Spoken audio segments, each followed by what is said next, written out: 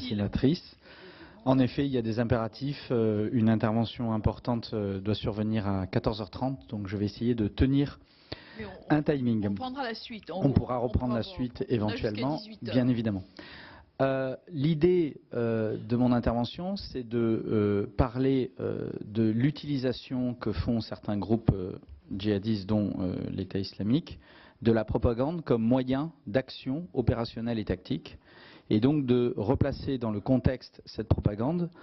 L'idée essentielle étant que quand on analyse sur le temps long les évolutions sous-jacentes aux usages que font ces groupes de la propagande aujourd'hui, il sera peut-être plus facile de construire une contre-propagande, de construire des stratégies permettant de contrer ces effets qui sont aujourd'hui tangibles. Nous l'avons encore vu, malheureusement, ce matin, sous réserve des résultats de l'enquête.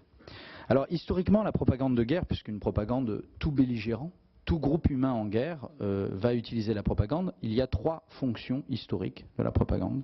D'abord, soutenir le moral de ses combattants et de ses populations, altérer, atteindre le moral de la population et des combattants ennemis, et essayer d'enrôler, de convaincre de la légitimité de sa position et de sa lutte, les neutres ou les tiers qui observent le combat. Ces trois fonctions de la propagande, on les connaît depuis l'Antiquité. Ce n'est pas pour ça que vous êtes venus cet après-midi.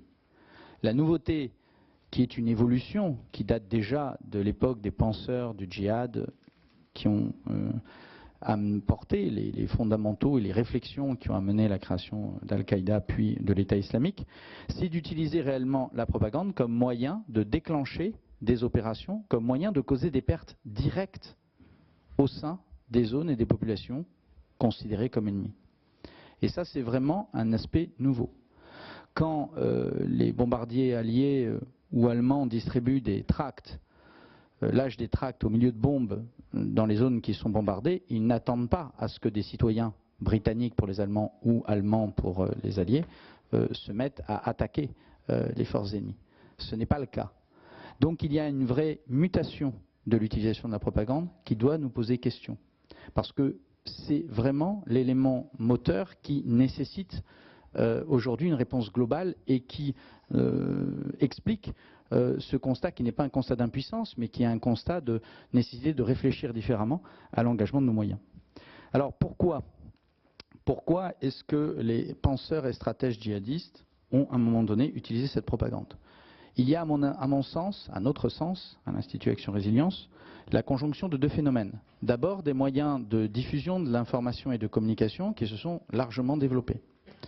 Mais il y a aussi une réflexion stratégique qui est de la propagande est ainsi un moyen de porter le combat dans des terres considérées comme ennemies pour globaliser la lutte, diviser les forces, éloigner les forts des sanctuaires territoriaux, offrir un soulagement, entre guillemets, moral aux populations et à ses propres combattants et sympathisants. Comment cela a-t-il pu être fait?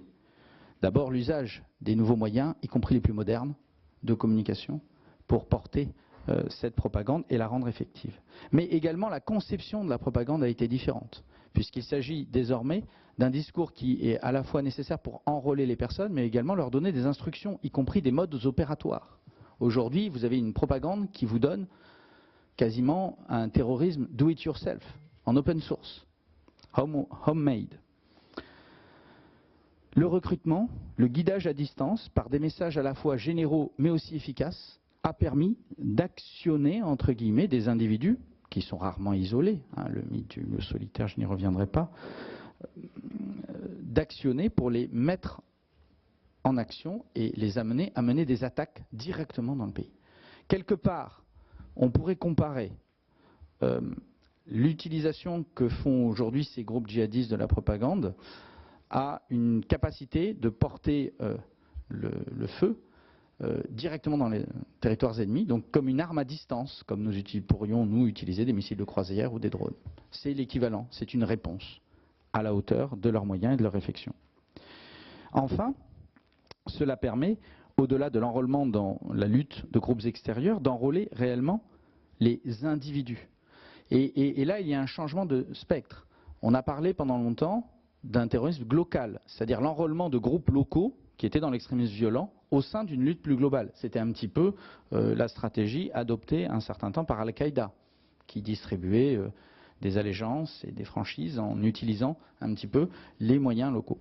Mais aujourd'hui, on enrôle des individus eux-mêmes, leur parcours et leur propre questionnement, leur propre quête, leur propre colère, et on arrive à les enrôler dans cette lutte, à les intégrer dans une stratégie qui est définie par des groupes qui sont parfois éloignés et parfois avec lesquels les 10 individus n'ont eu aucun contact autre que virtuel. Ça nécessite une connaissance fine des sociétés ciblées, des lignes de faille, des moyens et des leviers sur lesquels on peut appuyer pour permettre à des individus de plonger, de basculer dans le passage à l'acte terroriste à cette fin.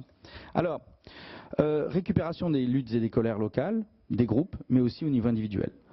On le constate quand on observe, nous avons un monitoring assez précis de la communication de propagande de l'État islamique et d'Al-Qaïda. Donc il y a une évolution, par exemple, c'est-à-dire le maintien coûte que coûte d'une activité de propagande.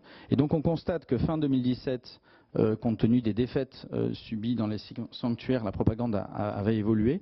Il y avait une hausse des communiqués, puisque nous distinguons les moyens de propagande frugaux, des simples communiqués, des simples encarts qui sont publiés sur les réseaux sociaux, des moyens qui nécessitent des structures plus complexes de propagande, par exemple les vidéos plus construites, les reportages photos, mais surtout les vidéos.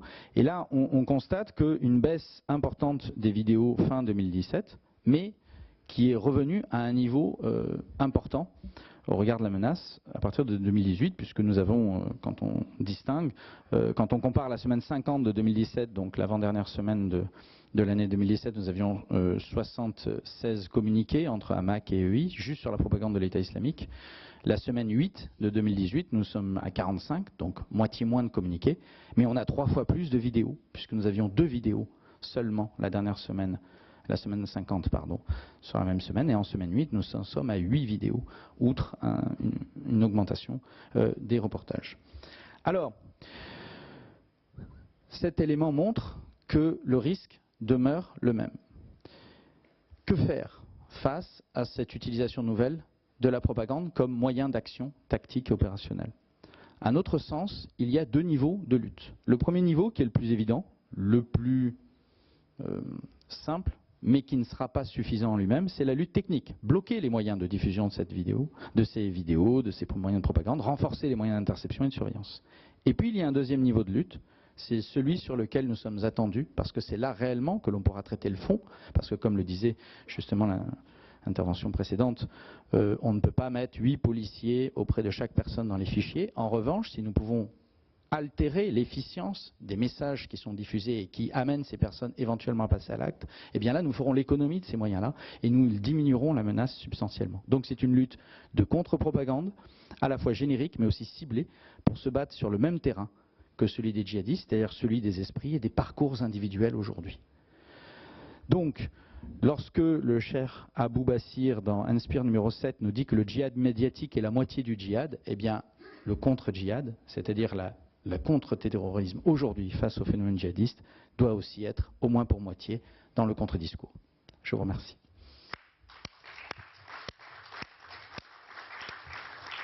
Alors, 2 félicitations, une pour le fond et une pour le temps.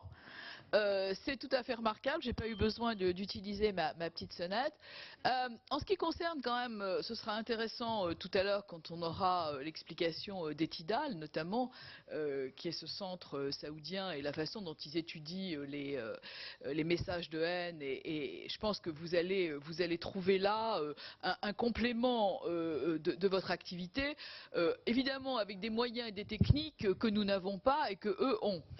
Et pour avoir visité le centre, et je vous encourage à le faire, c'est quand même extrêmement impressionnant. Parce que le contre-discours se rédige là-bas, dans les mêmes termes, la même calligraphie, les mêmes images que la propagande. Et donc, c'est un copier-coller avec le bon discours à la place du mauvais. Et c'est extrêmement impressionnant. Vous pourrez dire à M. Nasser que je suis un bon ambassadeur de Etidal. Franchement, merci beaucoup. J'hésite.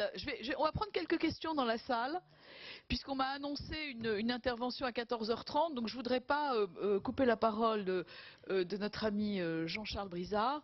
Donc, je vais vous proposer de prendre 1 ou 2 questions, si vous voulez bien, si j'ai un micro.